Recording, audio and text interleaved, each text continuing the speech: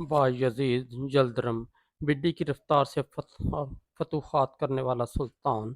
तारीख़ उस्मानिया में कुछ सुल्तान ऐसे गुज़रे जिन्होंने सिर्फ तख्त नहीं संभाला बल्कि अपने अहद की पूरी सियासत का नक्शा ही बदल दिया। उनमें एक नाम सुल्तान बायज़ीद अव्वल का, जिसे तारीख़ ने यल्दरम यानी बिड्डी का लक़ब दिया। उसकी वजह सिर्फ इसकी बहादुरी नहीं थी, बल्कि उसकी जंगी रफ्तार, फ़ैसला करने की सलाहियत और दुश्मन पर अचानक हमला करने की हिकमत अमली थी। बायज़ीद की ज़िंदगी एक ऐसे दौर में शुरू हुई जब उस्मानी रियासत अभी सल्तनत बनने के सफ़र में थी। उसके वालिद सुल्तान मुराद अव्वल ने बल्कान में उस्मानियों की ताकत को मजबूत किया था। सन 1399 में जंग कोसोवो के बाद मुराद लेक अव्वल शहीद हुए और बायज़ीद ने इक़्तिदार संभाला। नौजवान सुल्तान के सामने एक बहुत बड़ा चैलेंज था। एक तरफ बल्कान में ईसाई रियासतें उस्मानियों के बढ़ते हुए असर से खौफज़दा थीं, दूसरी तरफ अनातोलिया में कई तुर्क इमारतें अपनी आज़ादी बरकरार रखना चाहती थीं।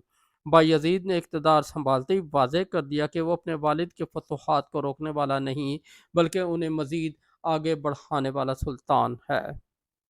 उसने अनातोलिया की मुख्तलिफ तुर्क रियासतों को एक एक करके उस्मानी इक़्तिदार के तहत लाना शुरू किया।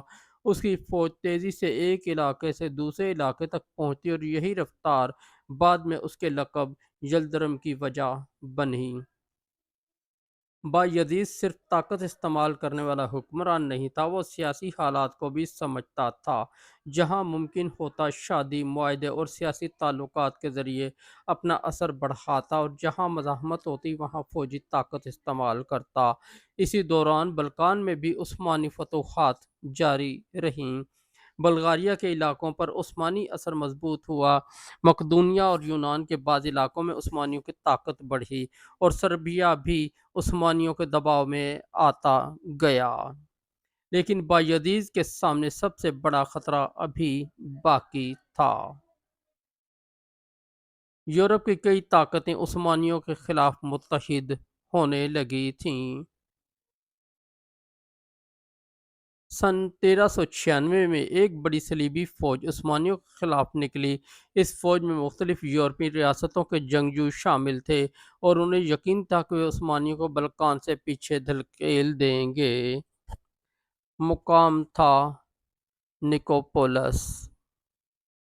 बायज़ीद ने अपनी फ़ौज को गैर मामूली रफ्तार से जमा किया और दुश्मन के मुकाबले में पहुंच गया।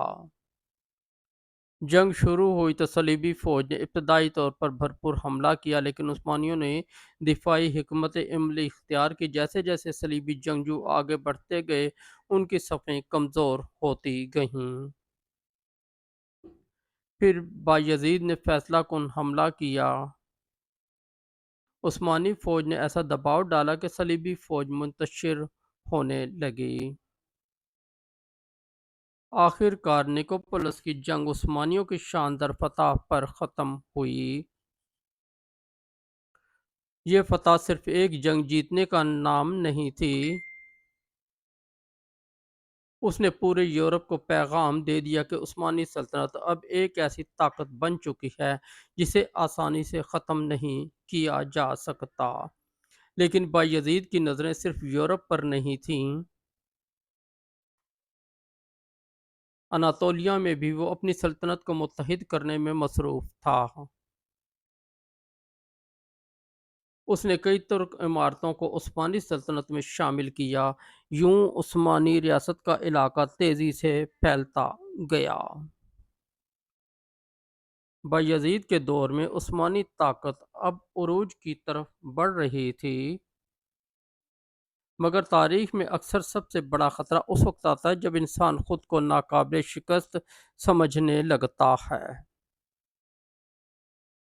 बायज़ीद के उरूज के ज़माने में वस्ती एशिया से एक और अजीम फ़ातेह मगरिब की तरफ बढ़ रहा था। उसका नाम था तैमूर। तैमूर एक गैर मामूली फ़ौजी ज़हन रखने वाला हुक्मरान था।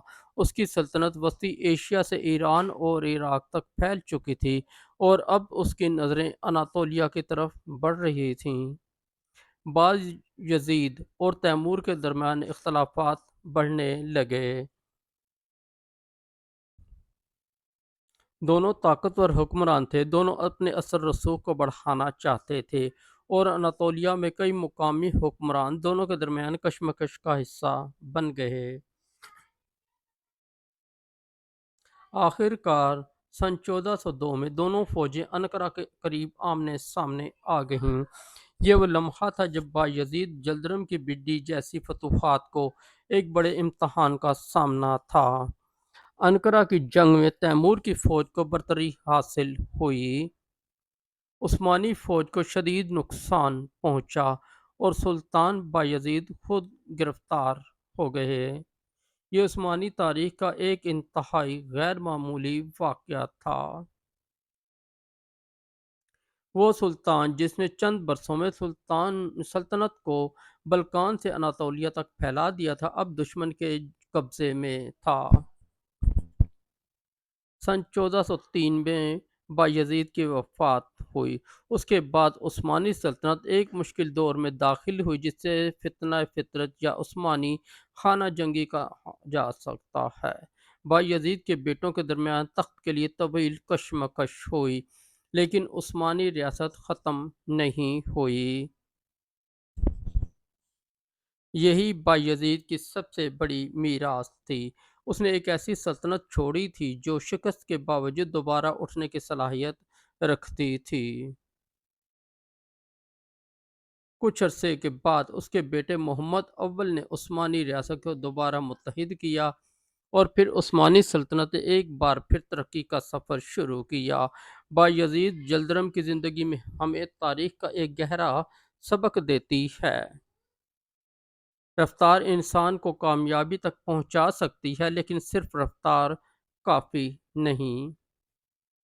ایک عظیم حکمران کے لیے طاقت کے ساتھ حکمت، فوج کے ساتھ سیاست اور فتوحات کے ساتھ مستقبل کی منصوبہ بندی بھی ضروری ہوتی ہے۔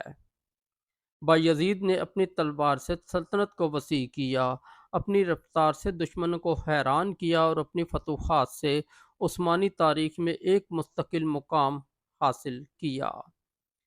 اسی لیے تاریخ نے اسے صرف بایزید نہیں کہا، اسے یلدرم کہا، یعنی وہ سلطان جو میدان جنگ میں بڈی کی طرح آتا تھا، حملہ کرتا تھا اور تاریخ کا رخ بدل دیتا تھا۔ اور شاید بایزید جلدرم کی سب سے بڑی کہانی یہی ہے کہ ایک انسان کی زندگی ختم ہو سکتی ہے، ایک سلطان شکست کھا سکتا ہے، لیکن اگر وہ ایک مضبوط بنیاد چھوڑ جائے تو اس کی تعمیر نسلوں تک زندہ رہ سکتی ہے۔